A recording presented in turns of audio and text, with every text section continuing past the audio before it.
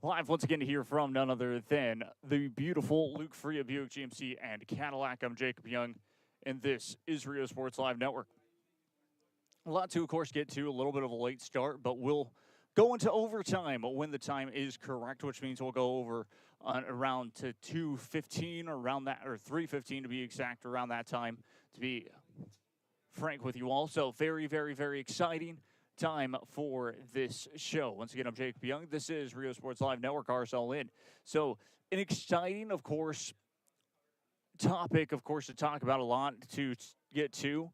Once again, want to thank, of course, the last time, not only that we were here, but then, of course, going on to that beautiful, beautiful Friday afternoon. And once again, always wanting to thank Jada Real for coming on with the interview, telling her story, and that was very exciting. Of course, last night we had the nice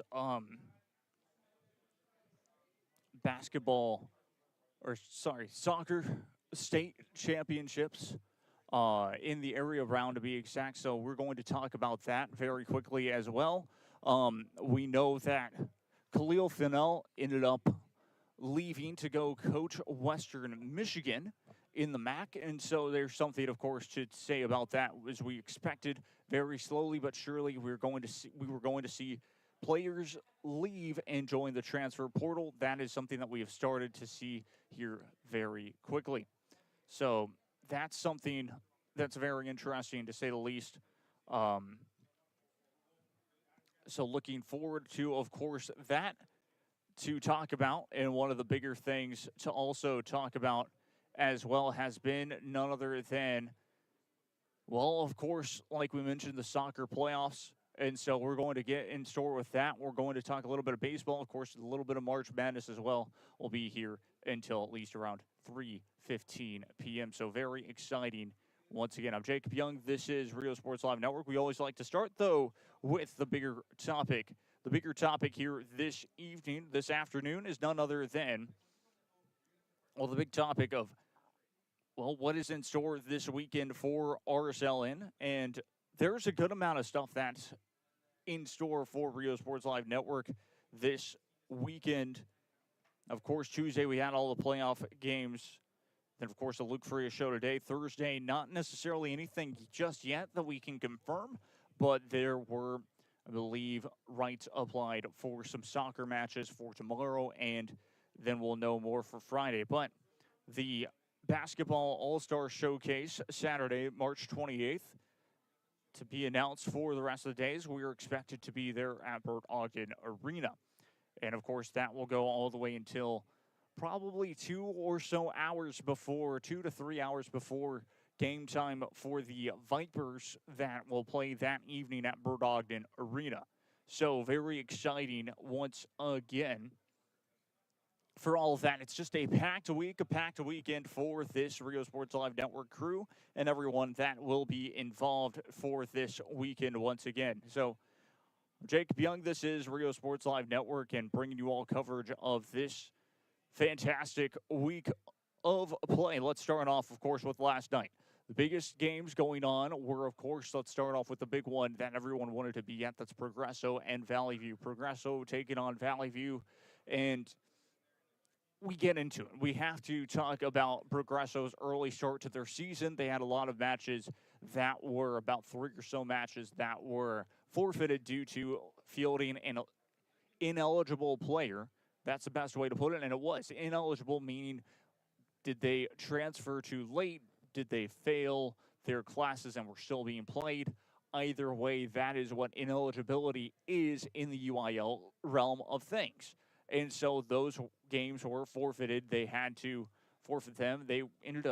Progresso ended up not necessarily winning district. And so this second round was going to be very difficult. They had to play against Valley View. Valley View, of course, moving down to none other than the 4A realm of things. They were in 5A for a long time, but you have seen the benefit that it is of them being in 4A. Hidalgo have been in 4A, and so they're right next to each other, really about the same time, city in a way. Is what I mean by that is the same population in their city, and so just something that was going to be interesting, going to be thought of, to be exact. And so Progresso, that was going back and forth for the game. And all of a sudden, here comes Progresso and Valley View. They easily win their first round. And the area round was basically like a regional final. Valley View and Progresso played. Valley View came into this one having a little bit more confidence than anyone necessarily expected, because, again, this was going to be like a regional final. And so I didn't cover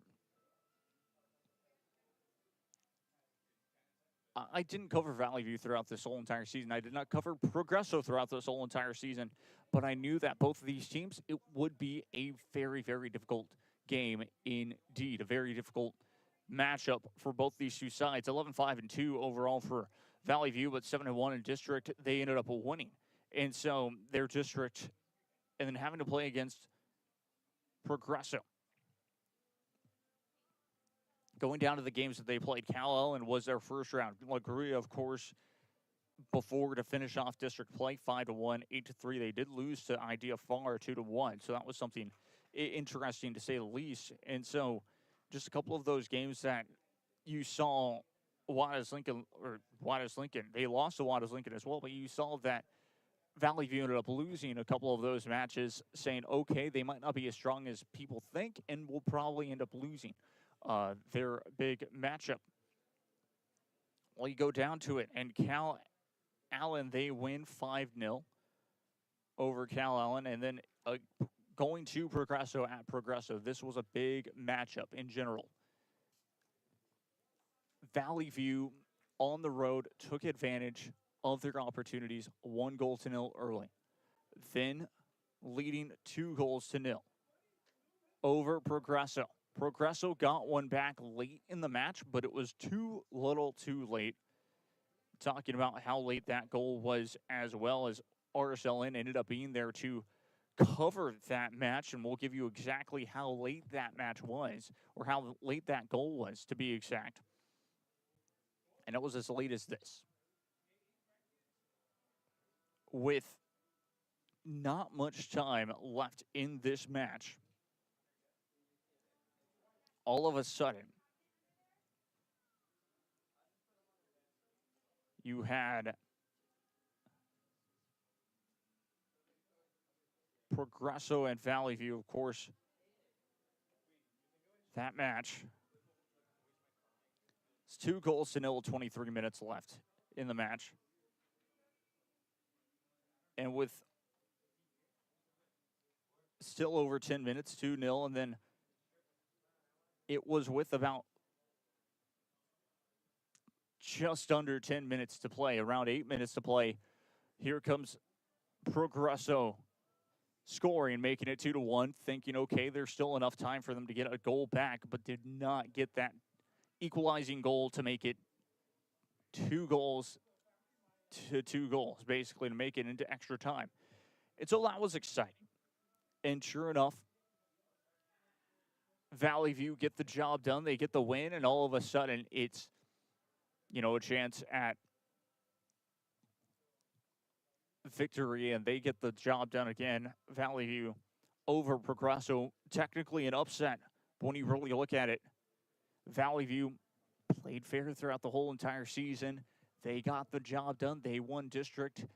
Progresso could not win district, and it showed that they weren't the team that they once were last year, making that run where it did end up getting stopped short due to, again, fielding another ineligible player. It's wild to think. It really is. And it's unfortunate, too, for this side.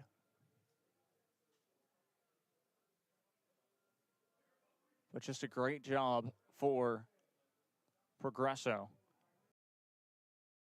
this season. But again, a great job for Valley View in the end to do what they wanted to. And they'll play Marble Falls. It's not going to be an easy trip, as Marble Falls won against Uvalde 6-1 in their matchup in the area round. So it's going to be tough to see who can go to that regional final, but it should be very exciting. That was just one game of many. Another game coming into it was none other than McAllen Memorial taking on Gregory Portland. And McAllen Memorial and Gregory Portland had a long history with McAllen Memorial girls soccer playing against Gregory Portland. Let me tell you about the first time, I should say, that these two teams played against each other in the playoffs. And that goes all the way down to winter of 2020, 2021. So the 2021 season, basically. That was the first time that these two sides played against each other. And McAllen Memorial all the way down. Check that, actually losing to Corpus Christi Veterans Memorial. So I believe actually the first time that these two sides played against each other was not then. I thought it was the 2021 season, but it was not. Ended up being the 2022 season, and I can confirm that one very well for you all. Where McAllen Memorial got to play against Gregory Portland High School and lost 4-2. And so that was interesting. Then in 2023, these two schools did end up playing against each other. McAllen Memorial won convincingly 3-1 in the playoffs. And this was in 2023, goes up to 2024, again, according to Max Preps. And these two teams did not play against each other. Here's where it was interesting. McAllen Memorial played against Flower Bluff and lost to Leander Rouse. And then the next year after that, got to play against none other than Flower Bluff again and won 9-1 before losing 3-0 to Leander Rouse for the second year in a row before divisions were made. And then McAllen Memorial, of course, came back in 2024, as we had talked about. Yes, played against Flower Bluff. So 2025, the last year, these two sides played against each other. And it was at Gregory Portland High School. McAllen Memorial won 4-2 before losing 3-0 to Cedar Park. And then in this one, breaking it down, McAllen Memorial coming into it, finally at home, their final home match of the season. Playoffs, everything most likely. I don't expect them to flip for it. We still don't necessarily know, according to right now, who will face who, or not necessarily who will face who, but who, if McAllen Memorial, of course, will be trying to flip to see if they can get a home match or play in Cedar Park, because we go back to this game, we go back to this match, and McAllen Memorial, they got the job done with that flip this time to win. And this was kind of cool because for McAllen Memorial, getting the job done and getting the host was a big thing against Gregory Portland. So you go into that first half, and McAllen Memorial seemed like the better side. There was a wind advantage for Gregory Portland, for the Lady Wildcats in that first half, and all of a sudden, goal, McAllen Memorial. Very early on, Kennedy Kaiser was guarded well, but then had an opening to her teammate. Through ball, beautiful through ball, all of a sudden beats the keeper, 1-0. Kennedy Kaiser slots it home for the second goal. And it's 2-0 early in the first half. Then you go into the third goal. Kennedy Kaiser is left wide open in the left post, heads it away for goal number 3. That was in the first half. It was 3-0.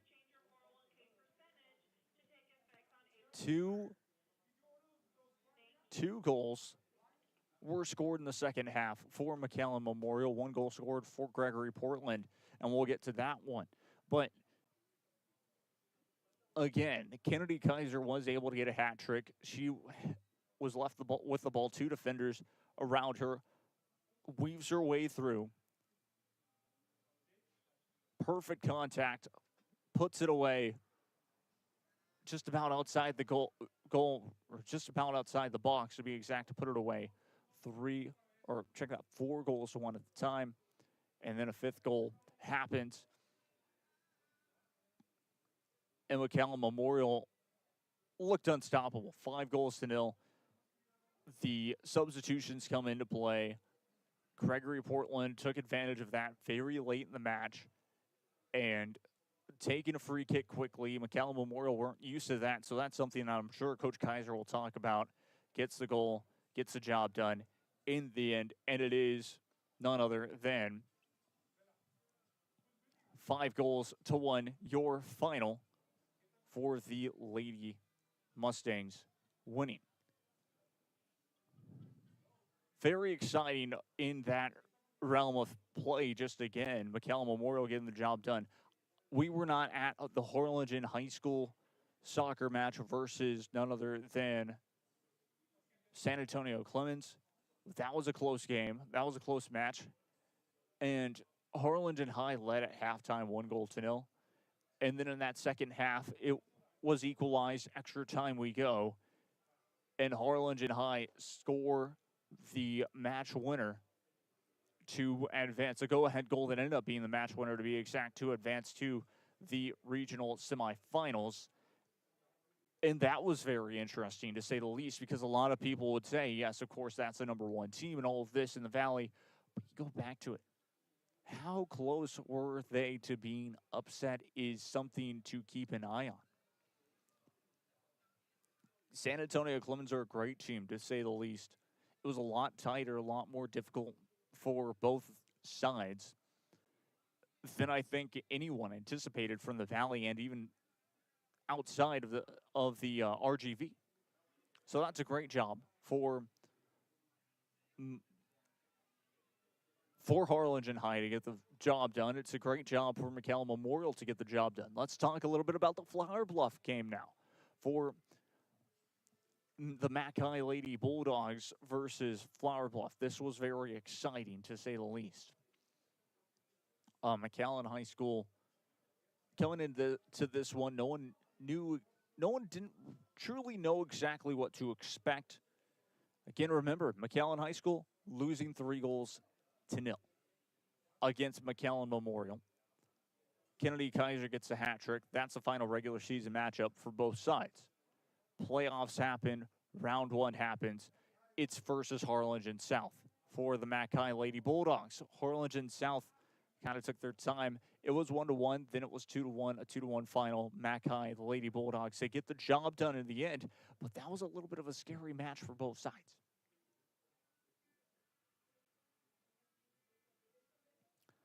And that was something that we would say we kept an eye on.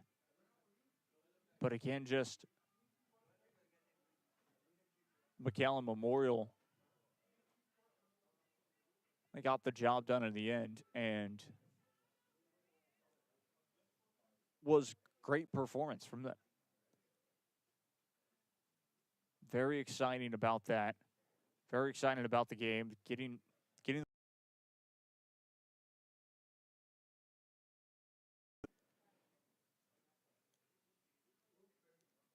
it will only get tougher. For the Mackay Lady Bulldogs, let's tell you exactly who the Mackay Lady Bulldogs will play in the second round.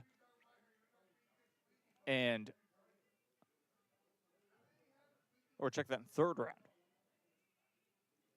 As it was against Flower Bluff, they will eliminate Flower Bluff 2 goals to 1. We don't necessarily know exactly. All we know is that Mackay will be playing in Corpus Christi. And so that's an exciting time in general. It was a tough matchup, like we mentioned, for the Lady Bulldogs. They ended up winning. You go back to it just early in that first half. McAllen Memorial got up 2-0 not pretty quickly, but kind of went into it.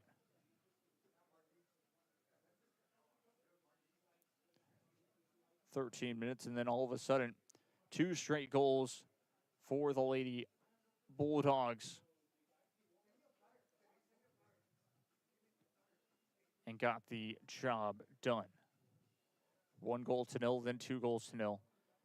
And all of a sudden, that was job done. Flower Bluff get one back. The Mac High Bulldogs just knew how to score, and that was the end of that. So very exciting stuff. Get you all with, of course, the third round when all the games kind of come through. You'll see it on here on Rio Sports Live Network. We're going to take a quick break. I'm Jacob Young. This is Rio Sports Live Network. Stay tuned. 100 years ago, in the heart of the Rio Grande Valley, a spark was born. From the first dreamers who stepped onto these grounds, Texas Southmost College has stood as a promise that determination can overcome any challenge. Join us as we honor our past, celebrate our present, and ignite the future together. Texas Southmost College, 100 years strong, and the next 100 begin with you.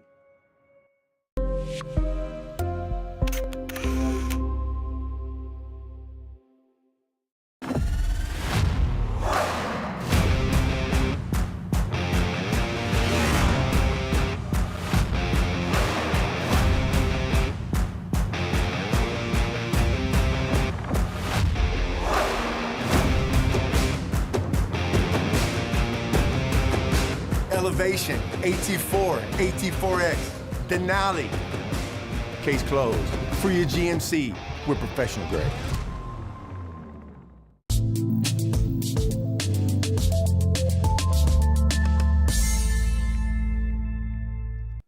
Back we go once again to hear from none other than Luke Fruia, Buick GMC and Cadillac. We're going to stay, of course, with talking about soccer because there's a lot to talk about. Once again, I'm Jacob Young. This is Rio Sports Live Network, RSLN to be exact. Because let's talk about now for both sides the bracket for you all.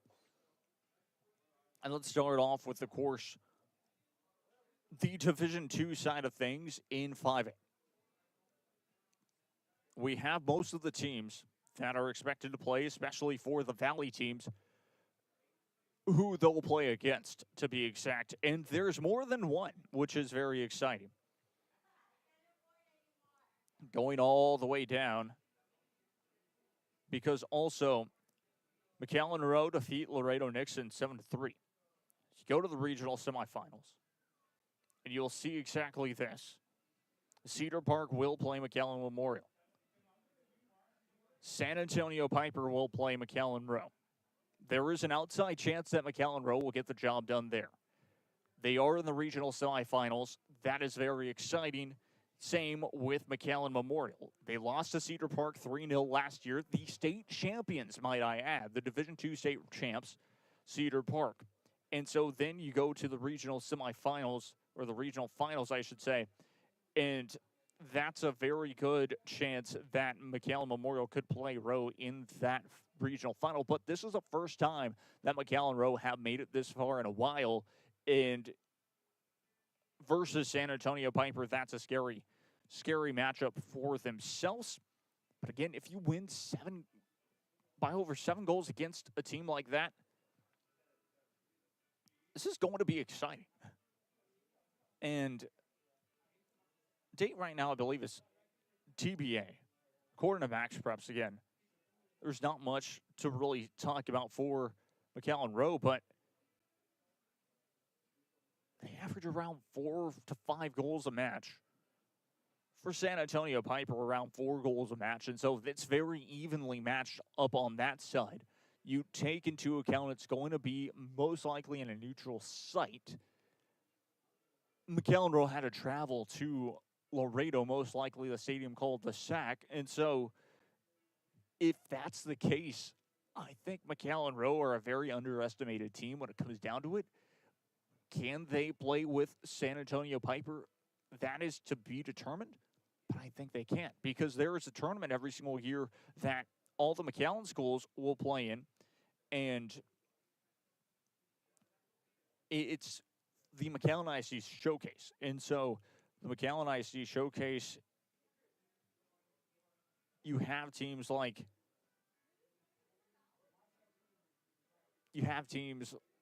basically like San Antonio J coming down, Harlingen and South Lake to play in that tournament, as well as Harlingen High. And so it's a lot of top teams. And why I talk about it is because, well, McAllen Rowe, they played against Wesco High. They lost 2-0 against San Antonio Warren. They played against Callan and won 4-0. They played against Mission High, won 10-2. Played against PSJ North in district play, 8-0. Lost to McAllen Memorial first time, 3-0. Lost to McAllen High School, 4-2. And then played Cherryland High, won 3-1. Played against PSJ Southwest, 8-0. And, of course, we're struggling to make it into the playoffs and really just set their stone that they were going to be that team in the playoffs. But you go down to it, of course, Cherryland High School, 5-0 victory again that second time, losing to the Mackay Lady Bulldogs second time around 5-0. This was the one that was very interesting. Losing to McAllen Memorial only 3-2, 2 late goals at Boxer and Honda Stadium to really make it interesting after a hat trick from none other than, again, Kennedy Kaiser. So it shows that McAllen Rowe are a stellar team, that they're very underrated when it comes down to it. And so that's going to be exciting. 7-3 when it comes down to it against Laredo Nixon in their playoff matchup, 6-1 in the by-district round. So in this playoff so far, have given up 4 goals total and have scored 13 goals. And it's not like it was against easy opponents.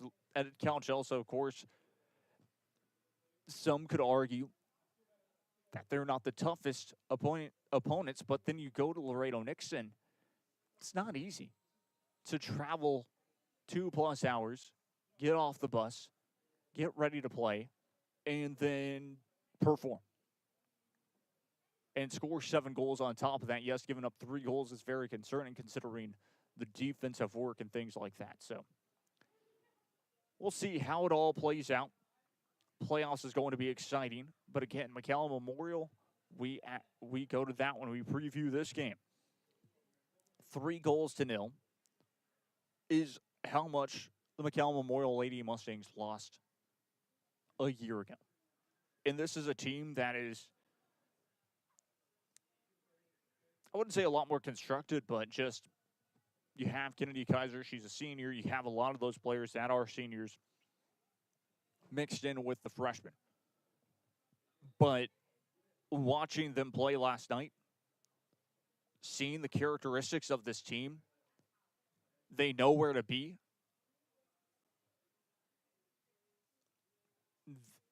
It's going to be a lot closer than a 3-0 shutout from Cedar Park in my eyes. I think McAllen Memorial can take it the distance with the former state champion Cedar Park team. It's going to be tough. It really is going to be tough. But again, we're going to preview both of these teams according to Max Preps, and it's where things are exciting.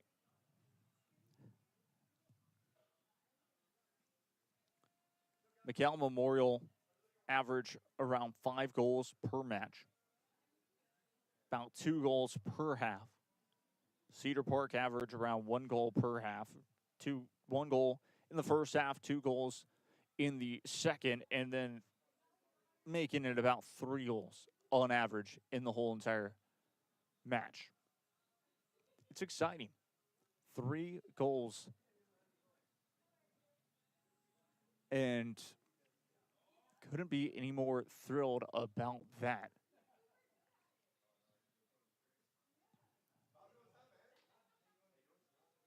So, yeah, looking forward to it. Seeing how this all plays out. It's exciting. It's tomorrow and Friday, basically, for the rest of these playoff matches. And that's something that we're looking forward to. We're looking forward to covering these because it's a lot of Valley schools that have a chance to make it to state. And can McAllen Memorial, of course, get the job done in the regional semifinals? I have yet to see that happen in the time that I've been following, of course, McAllen Memorial. I've only seen the Buckeye Lady Bulldogs go to state.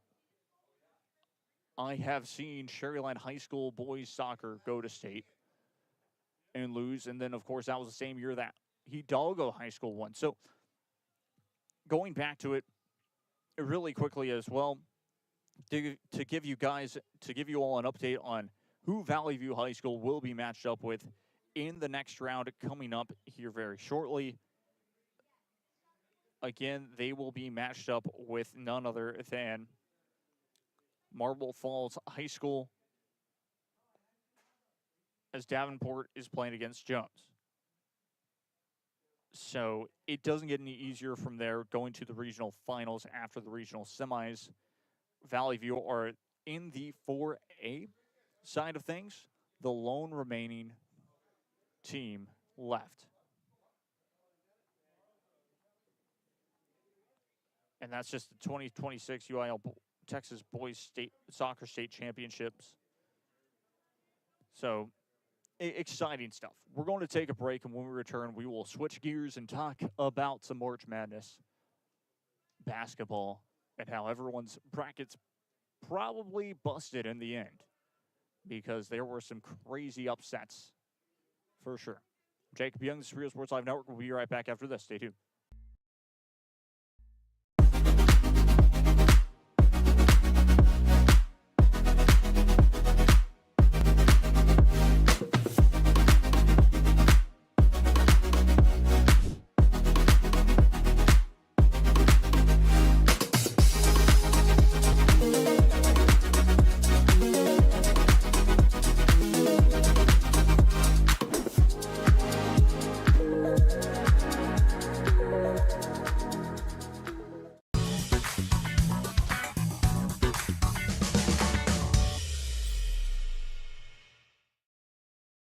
I fell on a loose towel at the grocery store, and now they're saying it's my fault. Do you think you could help? Of course I can help. You should be focused on feeling better.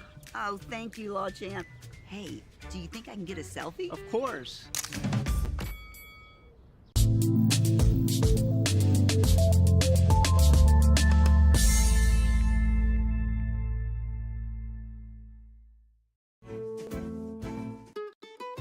This is the island where adulting takes its own vacation. South Padre is more than an island. It's the island. The middle, it's in! And it's another touchdown! Keeps the line. Now that becomes a hit. And that's going to be a fumble recovered by the Cardinals. Rev up your future with Texas Southmost College's Auto Body Repair Program. In just 2 semesters, you'll gain the skills to become an auto body repair specialist.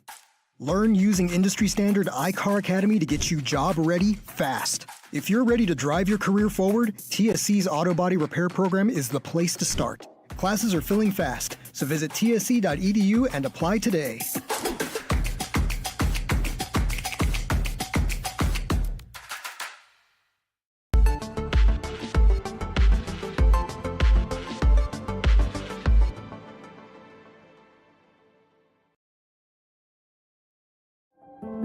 No importa en cuál etapa de tu vida te encuentres, Texas Southmost College está aquí para ayudarte a progresar. Ya sea que estés empezando desde cero, cambiando de carrera o adquiriendo nuevas habilidades, TSC tiene programas accesibles diseñados para adaptarse a tus metas. Es hora de dar el siguiente paso. Piensa en grande, piensa claramente, piensa en TSC.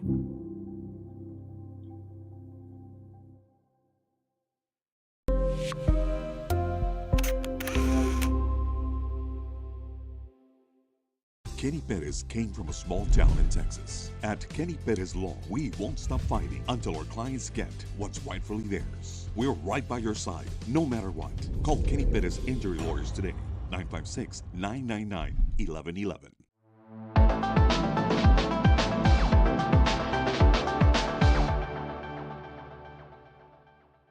Permatemp Personnel Services has been servicing local businesses for the past 29 years. Leave the hiring to us. Let us become your personal hiring guru. We have a network of skilled employees to fit your needs. Your success is our strategy. Don't hesitate, call us now.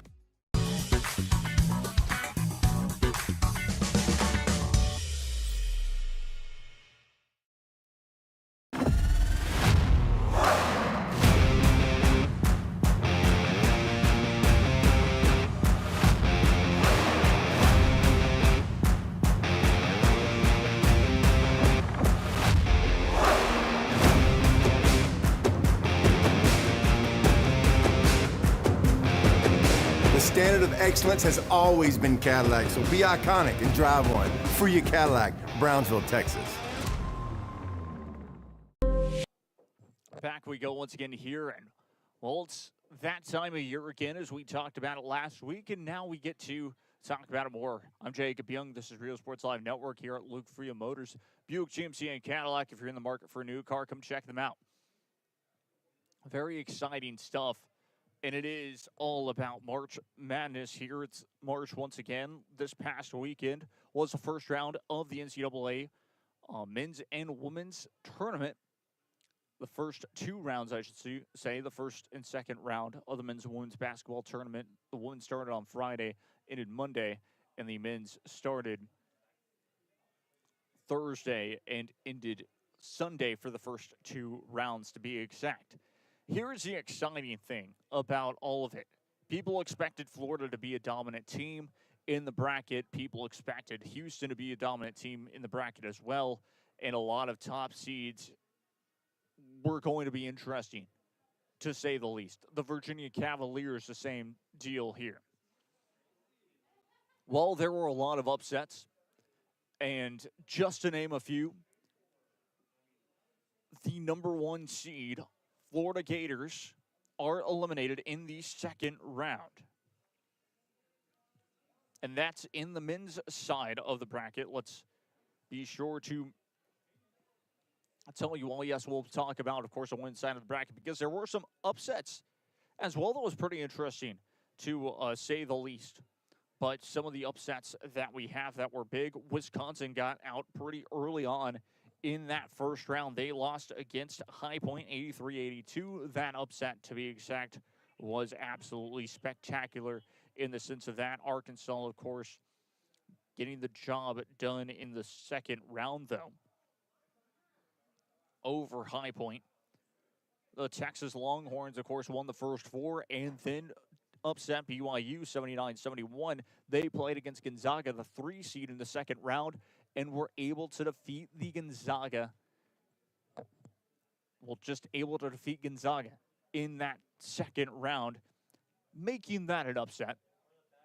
Even though Gonzaga, in my eyes, are always a team that is overhyped, overranked as a mid-major, and on top of that, don't really ever deserve that 3 seed that they get. In my eyes, they're more of a 6 seed to maybe a 7 seed at most. Even a 5 seed, I would agree with, is my point. They're not a top 3 seed in my eyes.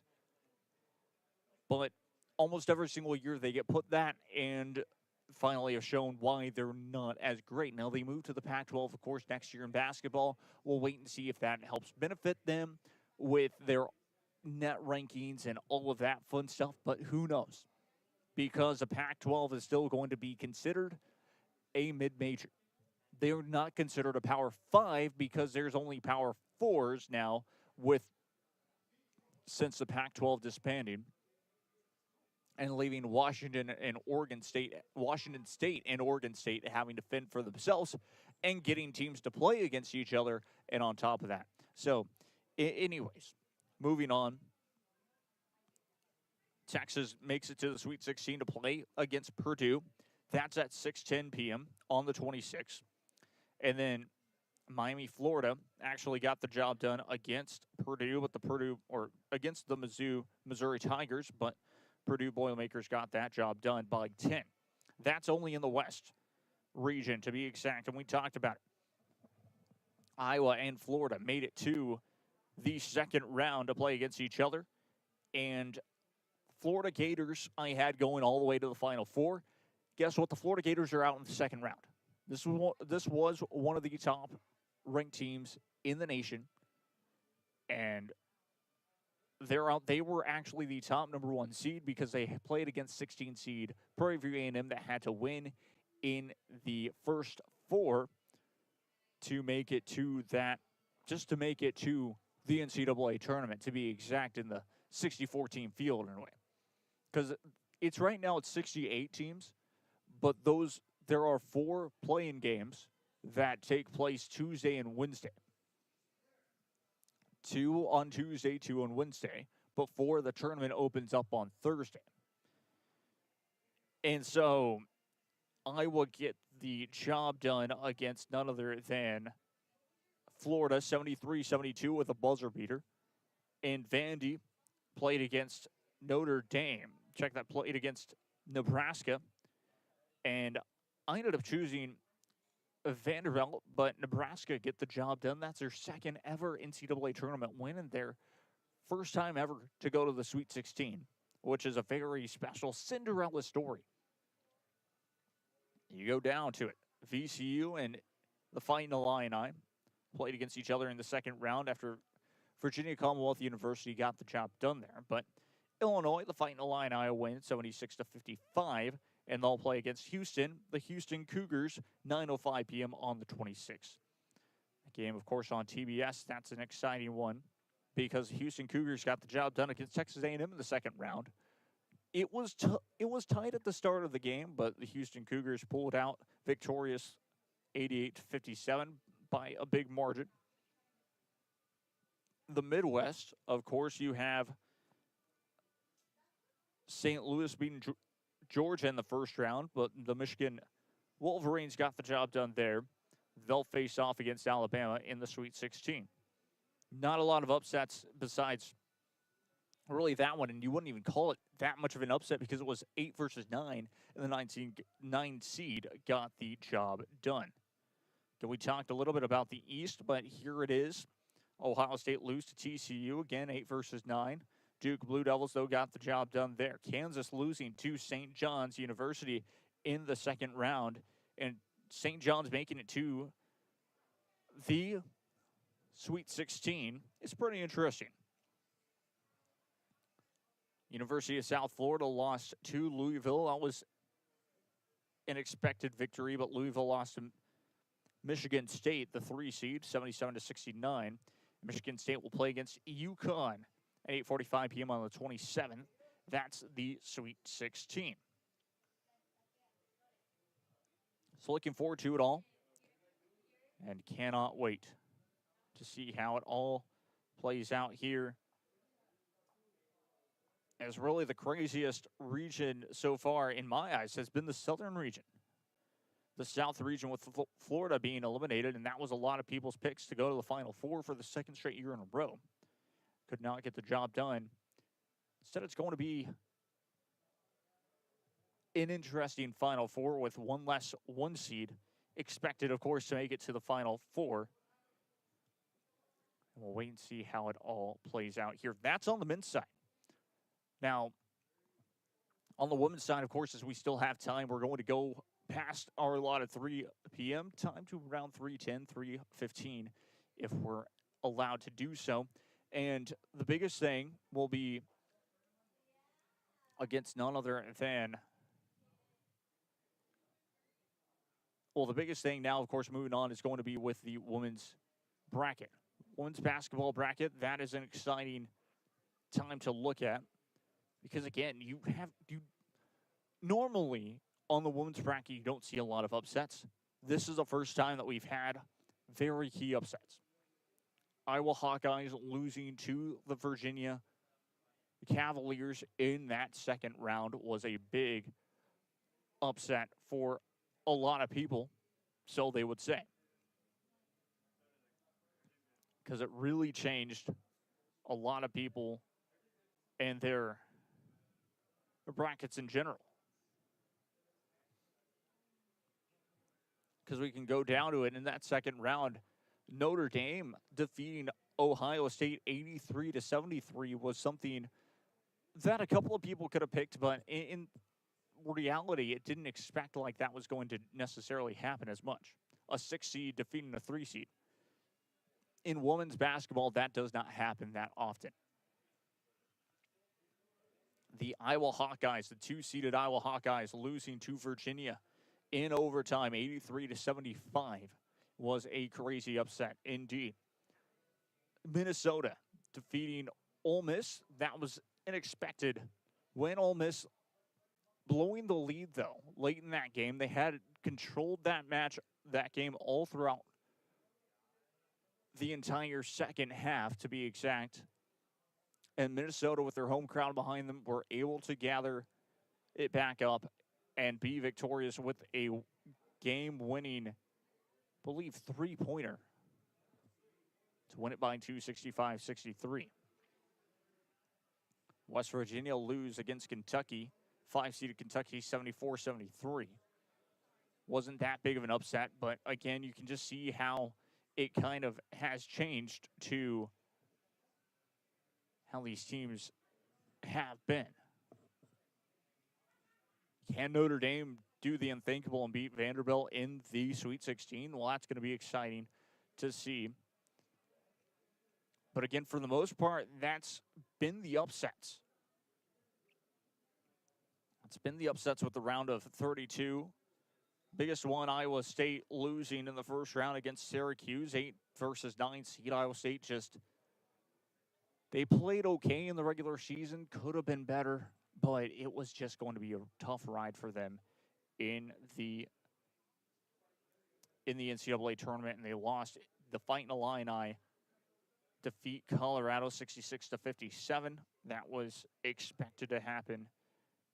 And then again, Georgia and Virginia, that 10-seed of Virginia Cavaliers going to the Sweet 16 in women's basketball, something that I don't think a lot of people had on their bingo cards, but had on their bracket, I should say. So it's exciting.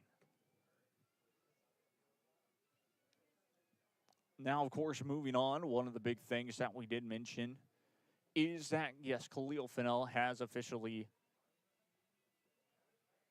or at least according to Wikipedia and all these places, has, yes, officially left the RGV to go coach at Western Michigan. So that's interesting. And now UTRGV men's basketball are without a head coach at the moment. That'll be interesting to see what they decide to do after the Final Four is done and dusted, because that's when the transfer portal officially opens up, as a lot of players for UTRGV basketball have already decided to follow and go into the transfer portal, including one of the players that I was very impressed with, none other than Corey Cotton. Corey Cotton showed his strength with the team and showed how well of a leader he could be, and sure enough, ended up just following and leaving in the transfer portal. So UTRGV men's basketball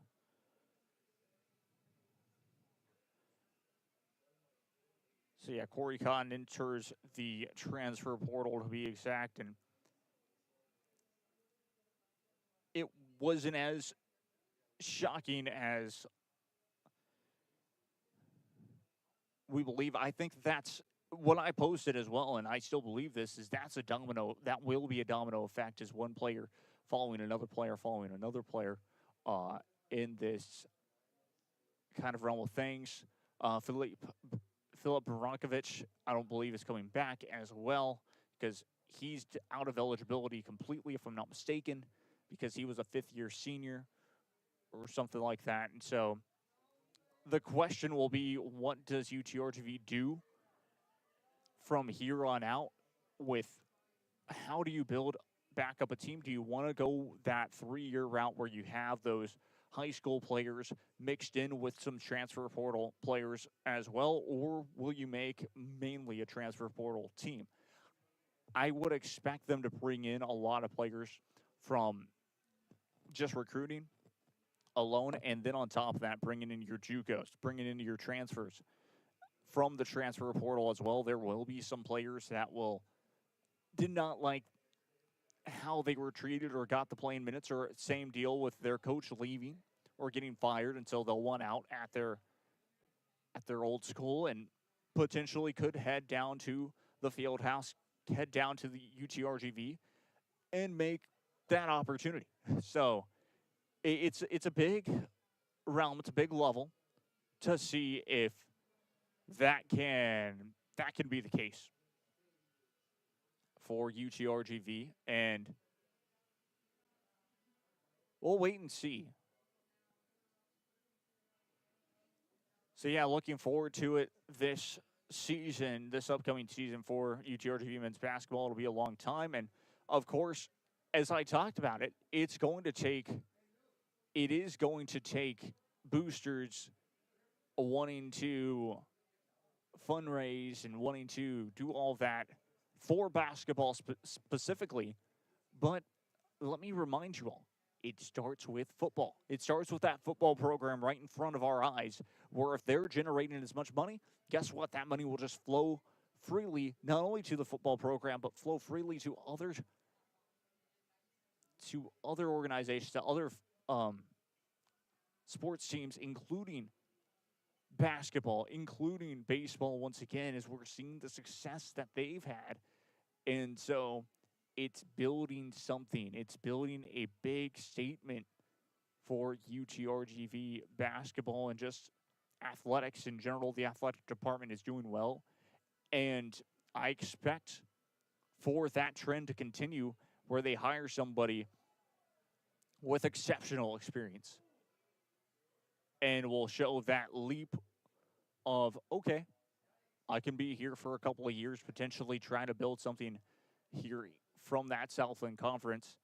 Because UTRGV, as we saw, they were one step away from making it to the NCAA tournament this past year in men's basketball. UTRGV women's basketball still have a couple of steps to go, and they'll have to replace some players, as we expect Ingram and a couple of other players to end up going towards that transfer portal as well, just because it takes a lot of money just to talk to some of the players for them to re-sign on top of that. So both the men's and women's side, I think it's going to be very positive, but it will take, of course, some time indeed.